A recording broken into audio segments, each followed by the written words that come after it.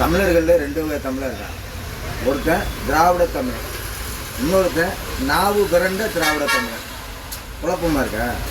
திராவிட தமிழன் என்பது ஒரு சொல்ல சொன்னான்னா அதே சொல்லில் அச்சாரியாக நின்று மக்களுக்காக செயல்படக்கூடியவன் திராவிட தமிழர். அது யாருன்னா திமுக தலைவர் தளபதியார் திராவிட தமிழர்கள். இதில் நாவு பிறண்ட திராவிட தமிழன் யார் தெரியுமா? எங்கள் அண்ணன் எடப்பாடி குரூப் தான். அம்மையார் ஜெயலலிதா சொன்னாங்க, ஒரு முறை தவறு செய்தேன், மீண்டும் இந்த தவறை செய்ய மாட்டேன், இனி பிஜேபியுடன் நான் கூட்டணி வைக்க மாட்டேன். அம்மையார் ஜெயலலிதா சொன்னாங்களா? அதுக்கடுத்து எங்கள் அண்ணன் எடப்பாடி, இனிமேல் அதிமுகவுக்கும் பாஜகவிற்கும் ஒட்டுமுள்ள உறவும் இல்லை. இந்த கிராமத்தில் சொல்லுவாங்க ஒட்டுமுள்ள உறவும் இல்லை அப்படின்னு எடப்பாடி மட்டும் சொல்லலை. எடப்பாடியோட சேர்ந்த அதிமுகவின் சீனியர் தலைவர்கள் முன்னாள் அமைச்சர்கள்லாம் அப்படியே வரிசை போட்டு மேடையில் சொன்னான். ஜெயக்குமாரெல்லாம் சொன்னார். என்ன சொன்னார்? பாஜகவுடன் கூட்டணி வைத்ததுனால தான் நான் ராயபுரத்தில் தோற்றேன். இல்லைன்னா நான் ராயபுரத்தில் தோக்குறவனா? சிறுபான்மை சமுதாய ஓட்டு 40,000 ஓட்டு எனக்கு வரல, அதனால தான் தோற்றேன் அப்படின்னு எங்கள் அண்ணன் ஜெயக்குமார் சொன்னார். இப்போ என்ன சொல்கிறாரு? நான் அப்படி சொல்லவே இல்லை. இது கொள்கை கூட்டணி இல்லையா, வாக்குக்காண்டி கூட்டணியா? மக்கள் சிந்திக்கணும். கொள்கைக்காக போராடுகிறவனே களத்தில் நின்று மக்களை மீட்டெடுப்பான். தேர்தல் கூட்டணி என்பது வாக்குகளை பெற்றவுடன் கலந்து போயிடுவாங்க. அது எப்படி நான் சொல்கிறது? இப்போ நம்மளுடைய துணைவியார் இருக்காங்க. துணைவியாருக்கு என்னைக்காவது நம்ம விட்டு கொடுக்க முடியுமா? இணையார் இருக்கான். துணைவியார் மாதிரியே எல்லாம் வருவாங்க, ஆனால் பாதியில் விட்டு அப்போ போயிடுவாங்க. அது போல தான் அதிமுக பாஜக கூட்டணி. தேர்தலுக்காக வாக்குக்காக நான் கூட்டணி வச்சுருக்கோம், நாங்கள் கடைசி வரைக்கும் இல்லை, கொள்கை கூட்டணி கிடையாது அப்படின்னு. இதில் மக்கள் நல்லா சிந்திக்கணும். குறிப்பாக சிறுபான்மை சமுதாய மக்கள் நல்லா சிந்திச்சு பார்க்கணும்.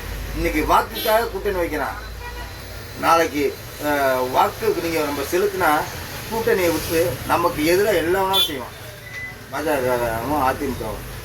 தயவு செய்து இந்த 2026 தேர்தல் மிகவும் முக்கியமான தேர்தல். குறிப்பாக தமிழ்நாட்டுக்கு ரொம்ப முக்கியமான தேர்தல். மேலே பாஜக மதவாதத்தை வாயில் வைத்து உமிழ்நீராக கொப்பளித்து கொண்டு இருக்கிறான். அவனுடன் இவன் சேர்ந்திருக்கான். மதுரை ஆதின சொன்னார் பாருங்க, என்னை கொல்ல வந்தவன் காரு தொப்பி வச்சிருந்தான், தாடி வச்சிருந்தான். ஒரு இஸ்லாமிய சமுதாயத்துக்கு இந்து சமுதாயத்துக்கு ஒரு பிரிவினை உண்டு பண்ணி ஒரு கலவரத்தை தூண்டு அப்படிலாம் பேசினான். ஆனால் மாண்புமிகு காவல்துறை, மாண்புமிகு தமிழ்நாடு அரசு தளபதியார் கட்டுப்பாட்டு இருந்த காவல்துறை சரியான விளக்கத்தை, சரியான ஒளிப்பதிவு, அதை வீடியோ காட்சியை காட்டி இது திட்டம், இது யதார்த்தமாக நடந்தது, ஆதினம் சொல்வது பொய் என்று நிரூபித்து இருக்கிறது. ஆனால் நம்ம ஒரு சின்ன விஷயத்தை நம்ம சிந்திச்சு பார்க்கணும். ஒரு கலவரத்தை தூண்ட வேண்டும் என்பதற்காக பாஜக இங்கே இருக்கின்ற தலைவர்களை தூண்டி விடுகிறான். அதற்கு துணையாக நம்ம அன்பு தம்பி விஜயும் சேர்ந்திருக்கார். விஜயோட அம்மா சொல்லுது, நாங்கள் தமிழே தெரியாது, விஜய்க்கு தமிழே தெரியாது. இவர் தமிழருக்கு மீது வாக்களிங்க, நான் முதலமைச்சராக தேர்ந்தெடுத்தால் நாட்டை மீது என்ன தெரியும்?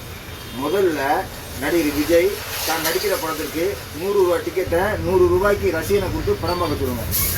100 ரூபா டிக்கெட்டை 1000 ரூபா கொடுத்து ஊழலை உருவாக்குகிற விஜயா நாளை தமிழக மக்களை காப்பாற்ற போகிற. இந்த தமிழ்நாட்டு மக்கள் என்ன தெரியும்? விஜய் கட்சி அமைக்கும் போது தமிழ்நாடே வெள்ளமயம். இவர் பனையூர் பங்களால் முதலமைச்சர் பதவி வச்சு நடத்திக்கிருந்தார். மக்களுக்கு என்ன செஞ்சார்? மழையால் பாதிக்கப்பட்ட மக்களுக்கு என்ன செஞ்சார்? மக்களை சிந்திங்க. நன்றி.